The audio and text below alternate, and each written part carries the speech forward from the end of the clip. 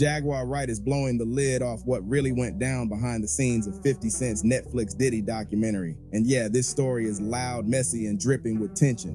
From the jump, Jaguar made it clear she wasn't here to play nice or protect feelings, because in her words, the version the public saw was watered down on purpose. Cent is trying to take down Diddy. No, he's trying to move Diddy and Jay-Z out the way so he can run it. And the truth is, I ain't mad at him. I just don't trust him. Because the truth is, he would just be another kind of monster in another kind of way. He don't want things to change. He just want to be the one that's running it. See? Easiest thing to do is to take your enemy's feet and hold them to the fire for things you know that they won't admit. Which is why when that C&D came out, he took all of that Diddy shit down because of his tape. Say, what is it with all of these pretenders? And now they got an even bigger one named Curtis Jack. While the series sold itself as a full-blown reckoning of Sean Combs, Jaguar says what aired was only the safe version, the kind that keeps powerful people clean and lawyers calm. She claims there were hours of footage, names, receipts, and first-hand accounts that never made it past Netflix's gatekeepers. And that wasn't by accident. According to her, the cuts weren't about time limits or storytelling flow. They were about fear and pressure, plain and simple. Jaguar didn't ease into it either. She came out swinging, calling the whole thing a mockumentary and saying it insulted viewers who thought they were getting the raw truth. She reminded everyone that much of what shocked people in the series was information she'd already been screaming from the rooftops for years, back when nobody wanted to listen. You want to know why there is no vindication for me? Because for 4 years, I've been screaming, not just Diddy, but Diddy and Jay-Z are monsters. And the victim-making machine kept going on. Jay-Z has been notable by his silence since these charges were brought against Diddy. Why do you think that is? Because that's what he does. He starts little fires everywhere, forces everyone involved to go and carry water while he sneaks away. Out a response that changes now, Sean. You ever been to a P. Diddy party? Yeah, several, many, honestly. And so, can you take us through, like, what goes on, like, when you were there? Money Right. and sex. Were you surprised that there were so many cameras in his houses? No! So let me ask you, when you hear that Cassie was told to hire male escorts to come in what they call freak-offs now, Yeah. is that something normal that happens in Hollywood? Yeah. Freak-offs. Hey, everybody know that. I've been saying it. So why does Puffy, why now? Why? Because he's the acceptable monster at this time. Like R. Kelly was the last time I sat on this. Now that the story is mainstream, folks are acting brand new, and that burns her up. She says the real dirt, the kind that connects dots across decades, was locked away because it threatened the entire power structure of the industry. And let's be real, when someone says Netflix refused to air footage in a documentary about a convicted mogul, that alone raises eyebrows. Jaguar claims her interviews were labeled too controversial, which sounds wild considering the subject matter already included court cases, inner circle betrayals, and dark accusations. Too controversial compared to what exactly? That's the question she keeps pushing, and it's the one that has people side-eyeing the final cut. She breaks it down like this. If this was truly about accountability, then why were certain names barely whispered or completely erased? Why did the story focus so hard on one man while the system around him stayed untouched? You think about that. Look at what happened from that. See, and this is why this documentary is I'm not calling it a documentary. I'm calling it a mockumentary. That's what I call it. That's Spinal Tap. I call it a mockumentary. I feel like this whole thing is mocking me. That's how I feel. It's wild. But go ahead. Was there anything at all that you were watching this documentary that was new information to you? New? Yes. No. From the history of Puff, him coming up, anything new? No, there was nothing new for me. There was nothing new for me. The only thing that was new was what was coming forward that had never come forward before. Kirk Burroughs finally admitting out loud that he had been essayed by Diddy. Jaguar says the answer is obvious, because exposing the machine is way more dangerous than exposing a single face. She paints a picture of an industry that sacrifices one figure at a time to protect the throne. And right now, Diddy was the chosen one. From there, she starts pulling threads that make the whole situation feel less like a documentary and more like a chess move. She questions motives, timing, and control, hinting that this wasn't just about truth, but about positioning and power grabs. And once she starts naming who barely appeared, you realize the silence is louder than any interview. This isn't gossip to her, this is unfinished business, and she's mad enough to finish it herself. Documentary. Not at He all. was there for so much of it. Because right after the diddler beat the crap out of Steve Stout, the Jigga Man poked up on Rivera. Not long after that. All of this stuff happened around the same time. Why do you think Jay-Z wasn't involved in none of this? Well, I mean, he was involved in a lot of it. You mean why wasn't he mentioned? Yeah, mentioned in the documentary at all. I mean, there was a lot of people that weren't mentioned. Matter of fact, not too many people in the industry were mentioned who were there and present. Isn't that cute? Very true. They found a way to tell that story while they kept everybody else clean. Once Jaguar got rolling, she aimed straight at the names that felt suspiciously absent, starting with Jay-Z. In a 4-part series that dug into decades of industry history, Jay-Z's name floated by like a ghost, barely acknowledged, barely examined, and according to Jaguar, that was no coincidence. She says when someone has been in the same rooms, the same circles, and the same power lanes for that long, their absence isn't neutral, it's strategic.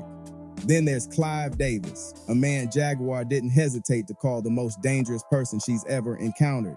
Who's the worst celebrity like that you've been around is like the most full of sin? I know no sin is greater, but like just was like, damn, this Clive Davis.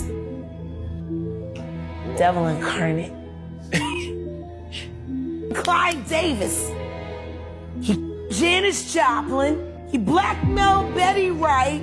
So she wouldn't tell anybody that he Janis Joplin. He killed Whitney Houston.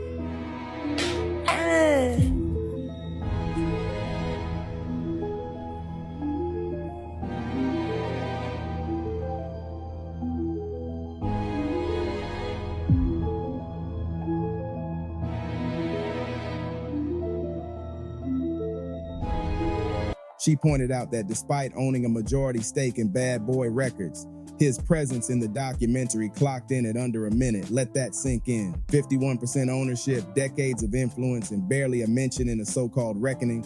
Jaguar says you don't skip over someone like that unless you're protecting the blueprint itself. She claims that digging into Clive properly would mean unraveling contracts, favors, leverage, and long-standing industry practices that go way beyond one label or one artist. That kind of exposure doesn't just hurt reputations, it threatens legacies, and that's where the line gets drawn. Jaguar insists this is why the story felt incomplete, because the roots were never touched, only the branches.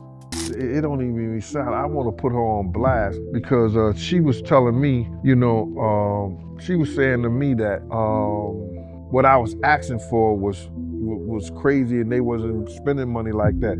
I'm talking about you got footage, you got clothing, you got, I was doing footage, I had pictures, all the stuff that I had, you could figure out a way to pay a brother and stuff like that. And then I was telling her about some prices that I've already received and I had the invoices to show it. And then she was calling me like I was lying. I was like, yo, who do you think you talking to? You know what I'm saying? And she was talking about, there's no way nobody paid. Nobody what? I say, first of all you people come with these documentaries and stuff, the first thing you tell me, y'all tell these people out here that y'all don't pay, and y'all pay. If you can make a picture look like $10,000, $15,000, you know what I'm saying? You can sit here and tell me that you're gonna pay me for my time sitting right down here with y'all. You understand?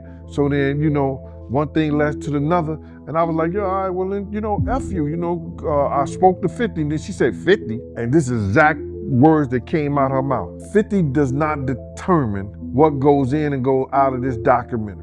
She also calls out the removal of Stevie J from the narrative, pointing out how strange it is that someone so closely tied to key locations and timelines just vanished from the story.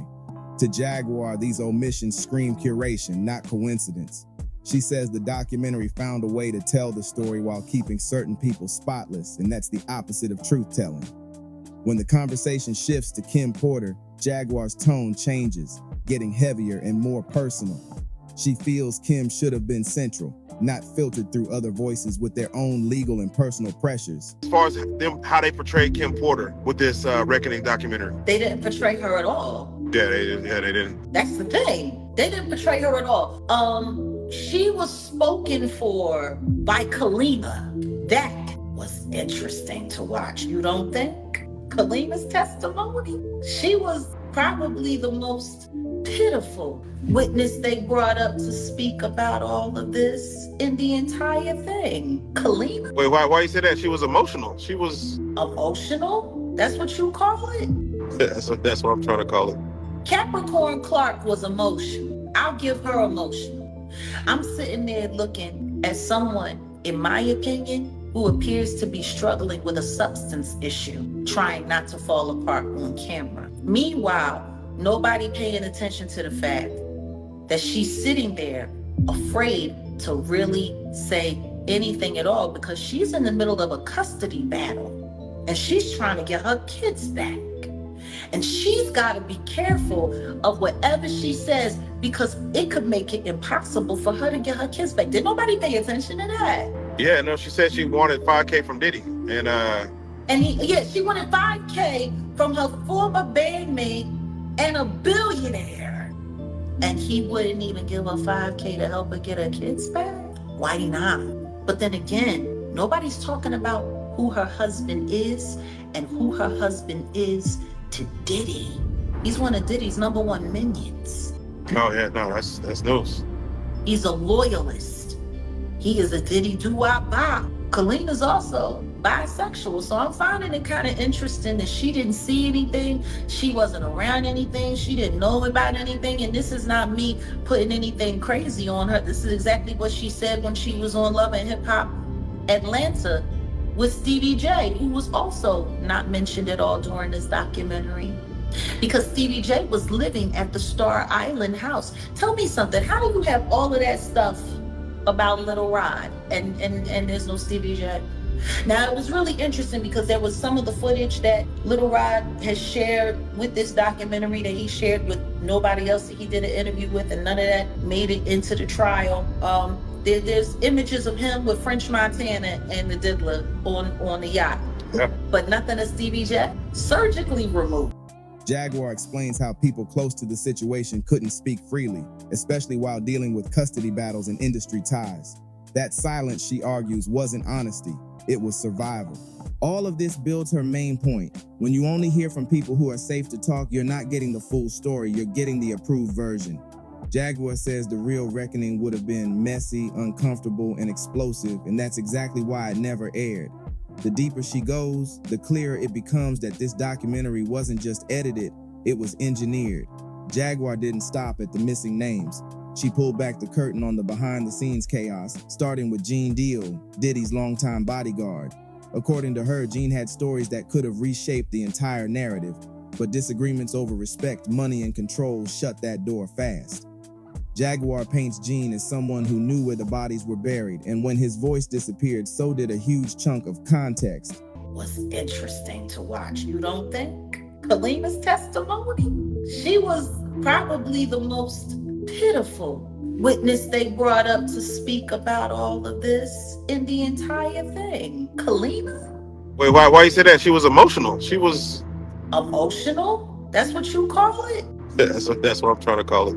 Capricorn Clark was emotional. I'll give her emotional.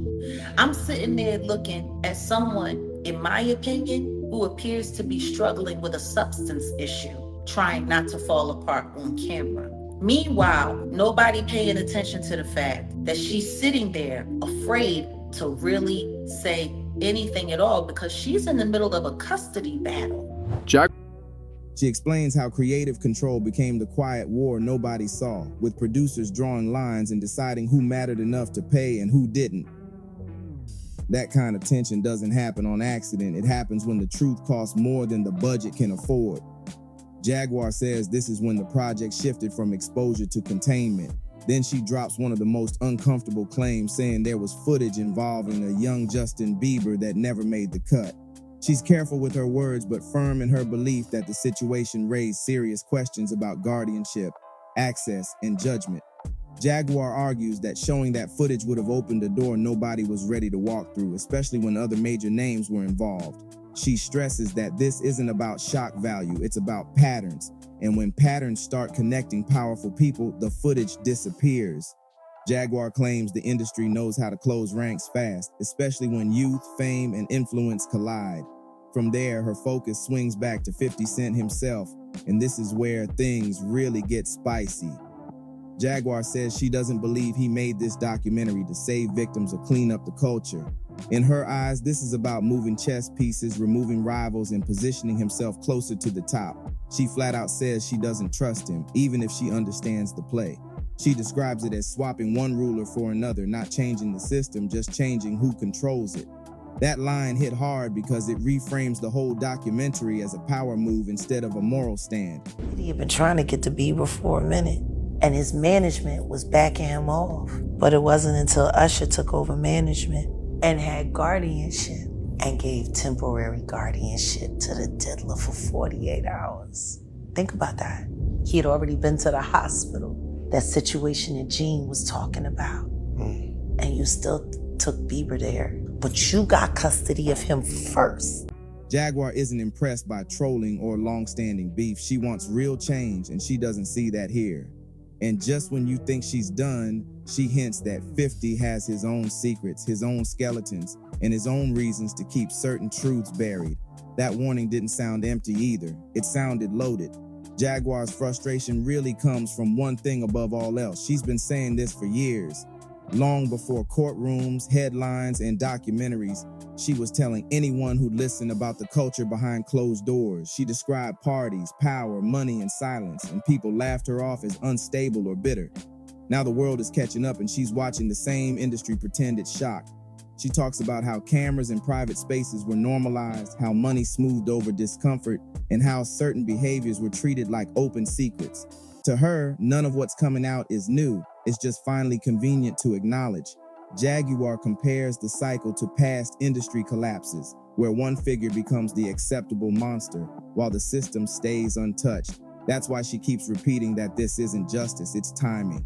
When the heat gets too strong, the industry sacrifices one name to cool things down. She says that's what happened before, and that's what's happening now. Her boldest claim is that this cycle isn't over, and that another major figure is next.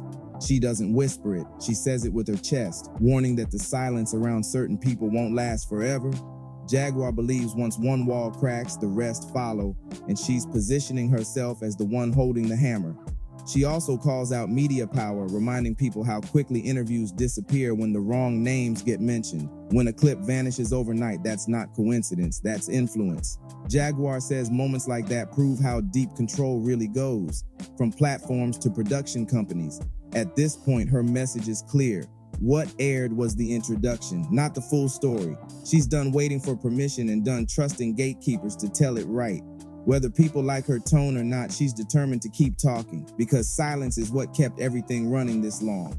So where does that leave everything now?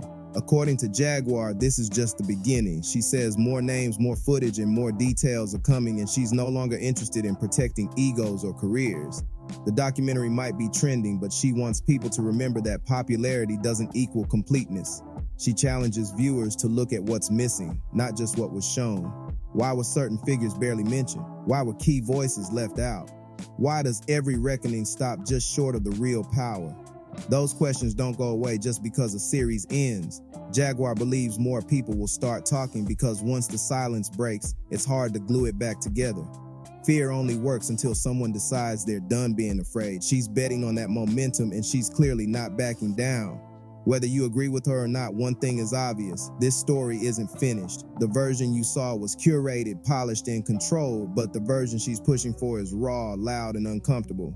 And those are usually the ones that change things. Now it's on you to decide how you see it. Was this documentary a true reckoning or just the safest version possible? Are powerful figures being protected while one takes the fall? And is 50 Cent exposing the truth or clearing the board for himself? If you found this breakdown eye-opening, make sure you show love by liking the video and subscribing for more deep dives like this, because these conversations aren't stopping anytime soon.